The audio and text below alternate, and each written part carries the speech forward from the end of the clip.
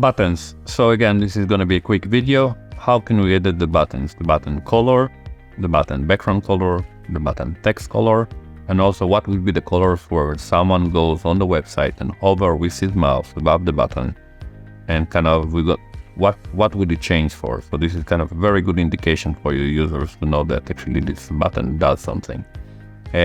Let's take a look. So I'm going to click on design, and then I'm going to go here to the buttons option.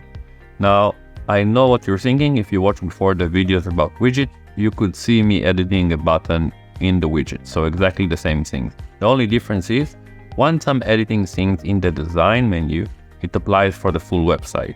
Once I'm editing things on a widget level, then it applies only to that widget. So let's say I want to have all the buttons in the website in one color, but then, for example, a buy now button for a new product that was just released in red, then I will just change the color in that widget for that specific button, but still across the website, across my brand colors, everything will be consistent. So these settings are pretty much the same. You have here a primary button, and then you have secondary buttons. The reason is that usually you would want to have a little bit of a difference between them. As we can see here on the banner, have two buttons. And if both would look the same, it would be kind of boring and it would lose the contrast. It wouldn't give the buttons, which are usually the call to action, the CTA, what we want to have someone doing, clicking to learn more, clicking to book an appointment.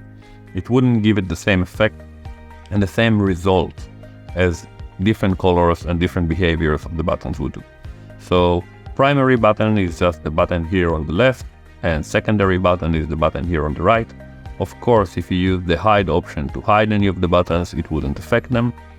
And we can control the background color of the button. We can control the border of the button, which is that thin line around the buttons. We can control the text color of the button, and the same on hover state. All it means is that when my mouse on the live website, of course not in the editor, but on the live website would go over the button, which color would it change? So just to create kind of a very clear demonstration of it, I'm gonna choose not the nicest colors, but just to show you, let's go all the way to, let's say, the green area, maybe even a bit more here. That's the hover state, and let's have the text color also go somewhere here. And all right, let's go outside. Let's change the buttons to have this shape. So we used to have these round ones. Let's go with this shape now, which is not as pointy rectangle as this one, but not as round as this one. Press outside again, as always, to make sure it's saved. And let's go view the live website. Now, as you can see, we can see the green color only on hover state, only for the primary button. Why? Again, let's jump to the editor. Because when I was in the design menu, in the button menu, I was editing the primary button.